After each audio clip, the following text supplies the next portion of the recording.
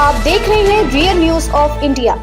दिल्ली चुनाव 2025 में कांग्रेस से खतरे को लेकर क्या बोली आप? चौथी बार सत्ता के लिए ताकत झोंक रही पार्टी। दिल्ली विधानसभा चुनाव 2025 में आम आदमी पार्टी कांग्रेस को खतरा नहीं मान रही है। आपका कहना है कि उसे कांग्रेस से कोई खतरा नहीं है और वह चौथी बार पूर्ण बहुमत के साथ सत्ता में आएगी। आपके रणनीतिक जानकारों की माने तो उसे कांग्रेस से कोई खतरा नहीं है। उनके अनुसार इस चुनाव में भी कांग्रेस कुछ खास नहीं करने वाली है। इस विधानसभा चुनाव में भले ही इस बात की चर्चा हो रही हो कि इस बार कांग्रेस भी अच्छा प्रदर्शन कर सकती है, मगर आम आदमी पार्टी इस बात को नहीं मान रही है और न ही इसे अपने लिए खतरा मान रही है।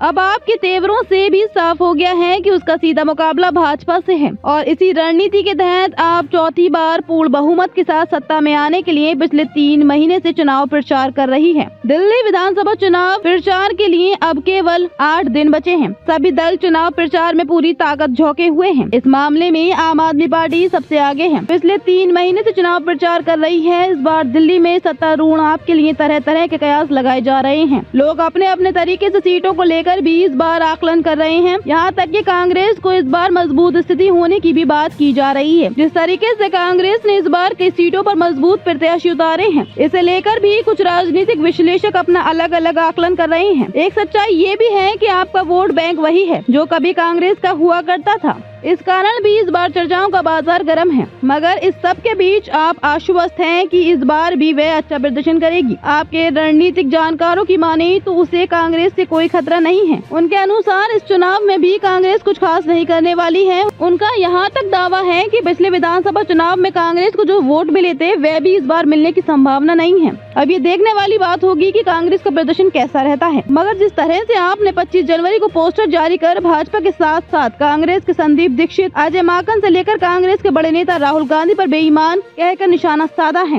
इससे आपकी मंशा भी साफ हो गई है कि वे अब कांग्रेस पर भी हमला करने से नहीं चूकेंगे। इससे पहले आपके नेता कांग्रेस प्रति के बयानों से बचते रहे हैं, जबकि कांग्रेस के वरिष्ठ नेता से लेकर दिल्ली राज्य के नेता लगातार आप पर हमलावर हैं। ऐसे में आपके रुख से माना जा रहा था कि वे कांग्रेस को लेकर नरम रुख अपना रहे हैं। गत दिनों कांग्रेस के राष्ट्रीय कोषाध्यक्ष अजय माकन द्वारा आपके राष्ट्रीय संयोजक अरविंद केजरीवाल को देशद्रोही कहने पर आप और कांग्रेस के बीच दूरियां बढ़ी थीं, मगर उसके चल रहे अंदरूनी प्रयासों के बाद दोनों ओर से उच्च स्तर पर किए जा रहे हमलों में कमी आई थी। यहाँ तक कि अजय द्वारा केजरीवाल को देशद्रोही कहे जाने के बारे में विस्तार से जानकारी देने के लिए बुलाई गई प्रेस वार्ता भी किसी कारण से रद्द कर दी थी। इसके बाद कांग्रेस के नेता राहुल गांधी द्वारा दिल्ली में कांग्रेस के 2 कार्यक्रमों में नहीं पहुंचने को भी इसी से जोड़कर देखा जा रहा था। माना जा रहा था कि आप और कांग्रेस के बीच कोई बातचीत हो रही है।